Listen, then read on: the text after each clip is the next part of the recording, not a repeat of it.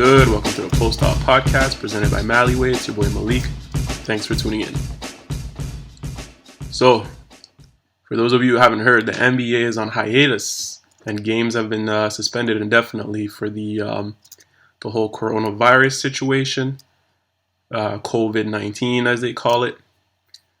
It's unfortunate. It's unfortunate. My first thought, obviously there's a lot going through your mind when you hear stuff like that. But my first thought was, first of all, what's going on in 2020? I mean, my birthday month is January, but aside from that, 2020 has been a ridiculous year. We've had, people thinking that there would be declarations of war. Obviously, we're talking about, military activities in other countries from the U.S. We got this coronavirus thing going on. Obviously, we had the passing of Kobe Bryant. 2020 is turning out to be one of these weird years. But yeah, this, the World Health Organization a couple days ago had officially declared the COVID-19 situation a pandemic. I'm not going to pretend to be a doctor, but from a sports perspective, obviously, every sports league has been, paying close attention to that. The NBA, they were even discussing playing games without having any fans. They were almost about to implement that, but then because they were progressive and the NBA is usually pretty far ahead of these things. So luckily they were already testing some of their players, and then last night they dropped a bomb on us. Obviously, they announced that one of the Utah players, the Utah Jazz players, Rudy Gobert, was preliminary tested positive for COVID-19. So obviously, once they had that news, they had to shut everything down. So this feels like another lockout. They basically, pulled some of the games that were scheduled to be played. So pretty much yesterday night, the Pelicans were supposed to play the Kings. That was postponed. The Jazz, were supposed to play the Thunder. Obviously, the Jazz with the team that had the first diagnosis. So basically, officials had to, run onto the court, tell these guys not to play. There was reports that Rudy Gobert wasn't even in the building, which is good, but he was still questionable on the player listing. So if they hadn't brought out the results, who knows? He probably could have played that game. But the NBA, obviously, it's a business. There's a lot of money to consider. Every league needs to consider that. People are going to have an issue, obviously, with the tickets they're paying, to go watch these games. The season ticket holders, obviously, for the rest of the season. There's a lot to consider, but first and foremost, health is the most important thing, right? We don't want this this outbreak to go out any further. So, the best thing to do is to shut everything down. They've already started doing that in other countries. The Serie A, if you guys watch soccer in Italy, they took some precautionary measures. Obviously, other countries are taking the same measures. But, coming back to the NBA, though, I just wanted, since this is pretty much a Raptors podcast, what does this mean for the Raptors? I mean, the Raptors was the last team that played against Utah. And not only, did we play Utah, not only did we bump, breathe the same air, guys touching each other, pause. But there's also a fight. I mean, my man Rudy Gobert was pretty much in OG's face at the end of the game. And OG threw an elbow, obviously. I'm not gonna get into that. But these guys were pretty, close to close to each other, basically. Some of the reports on COVID-19 is, you got to keep a safe social distance, 2 meters away. If you think about it, the Raptors and Utah were bumping each other the whole game. So things like that, it's scary. It makes people think, has it already spread? The Raptors, from the reports I've seen recently, I believe they're back in Toronto, but they've all been quarantined. Obviously, for 14 days, they're going to try and avoid, social contact. It comes at a good time because the Raptors weren't playing until Saturday anyways, but it's good to know. It's good that they found out about the first case. Lowry had mentioned, or Rachel Nichols on ESPN had mentioned that she texted Lowry, and Lowry says that it's a good thing that he wasn't around his family. So yeah, it's a scary thought. It's a scary thought. It's obviously a disease that's more impactful for the most vulnerable. I guess the infants, kids, and maybe some of the elderly. So we'll have to learn more. Like I said, I'm not a doctor. We need to see how this virus impacts us.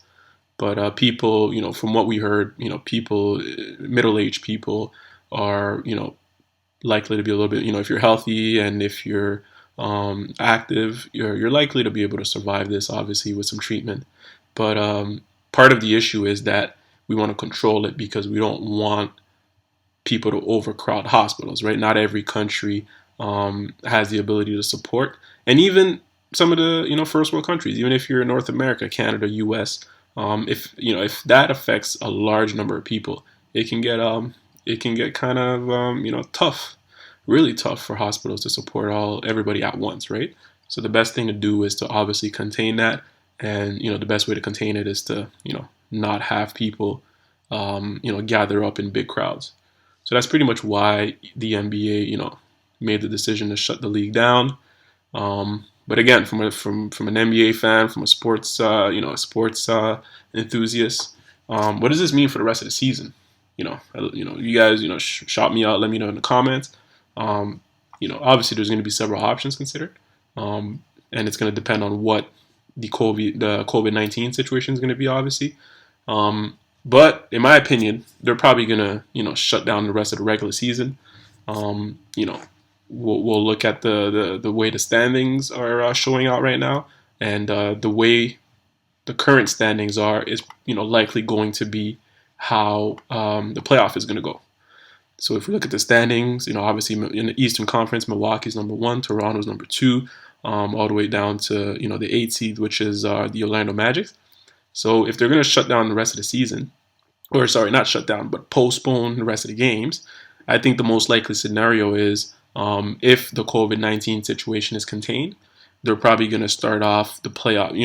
The next time we see some basketball is probably going to be during playoffs. Now that may be extended. Usually playoffs starts around mid-April, like in a month. It might start maybe at the end of April or maybe early May. But as long as we get some playoff basketball, I think NBA fans will be happy. But at the same time, health, like I said, health is our first priority. So we got to make sure that the issue is contained, and then when we get there, we get there. But again, yeah, in terms of standings, I think it's pretty much set anyways, right? Especially in the Eastern Conference. If you look at the difference between the eighth and the ninth seed, the Wizards, they have 24 wins, 40 loss. Orlando Magic has 30 wins and 35 loss. So obviously there's a couple more games. There's about 15 to 20 games left. But it looks, in my opinion, I think teams wouldn't be complaining if the top 8 seed in the East are pretty much determined earlier than expected, right? In the West, it's a little bit tighter, obviously. The top 8 seed are, I would say, pretty much set, but 8 and 9 is kind of fluid. Actually, not 9. Sorry, not what I meant to say was 8 and 9. Yeah, exactly, 8 and 9. Because basically, the Memphis Grizzlies, which is surprising, with John Morant, rookie leading them. The Memphis Grizzlies have 32. They're 32 and 33 right now, and right behind them is the Portland Trailblazers, the Pelicans, and the Kings. They're all the Trailblazers are at 29 wins, the Pelicans are at 28, and then the Kings are at 28. But again, Memphis, they balled out all year, and I don't even mind. I don't even mind if we just pick the top 8 as as it currently stands. The top 8 teams were pretty much the team who dominated in the regular season. So it's too bad for the rest of the league, but let's call it a season and let's start the playoff when everybody's healthy. But yeah. So a lot to think about. A lot to think about. And another thing is, if they do start the playoffs, I wonder if they're gonna keep it at the same amount of games, right? So 7-game series for every round, or are they gonna try and maybe shorten it a little bit to speed up the process? So again, leave comments. Let me know what you guys think. There's a lot that's gonna have to be determined. But first and foremost, like I said, health is number one. So I'm glad that the NBA and some of the rest of the league too, they're following along now. So they've been announcing today that the NHL is going to suspend games, the MLB is going to suspend their camp, and it may even drag out to the NFL, because the NFL Combine is probably going to start around July, August. So if it drags out there, then they might have to take some precautionary measures too, right? But yeah, back to the Raptors before I cut this short. So the Raptors, I hope all these guys are pretty much cleared out, and results come out negative. OG Anunoby, obviously everybody's worried about him. He's the one who's been face to face with Rudy Gobert. But yeah, the Utah Jazz, they announced today that Donovan Mitchell, their young all-star player, that he tested positive as well. I don't know if that's preliminary or if that's confirmed, but yeah, that's not news that I wanted to hear. Obviously, Donovan Mitchell this guy's is a smart NBA player. He wasn't highly touted. He's a guy who he was a good first round pick, but as soon as he got in the league, he proved that he should have gotten picked higher. He studies the game well, watches film. He's always he improves, and he's not scared of the moment. So he was definitely a good pick. So I hope Donovan Mitchell pretty much gets well soon. From what I'm hearing, they're saying that these guys are okay, or at least Rudy Gobert. We've heard that he's okay. People don't shouldn't overreact, but yeah, it's a nationwide issue, right? But yeah, I think I'm gonna cut this short. I'm gonna let you guys process all this. Obviously, everybody needs to take the some precautionary measures. And yeah, until we get some more updates, I'll try to keep you posted. So until then, thanks for tuning in, and peace.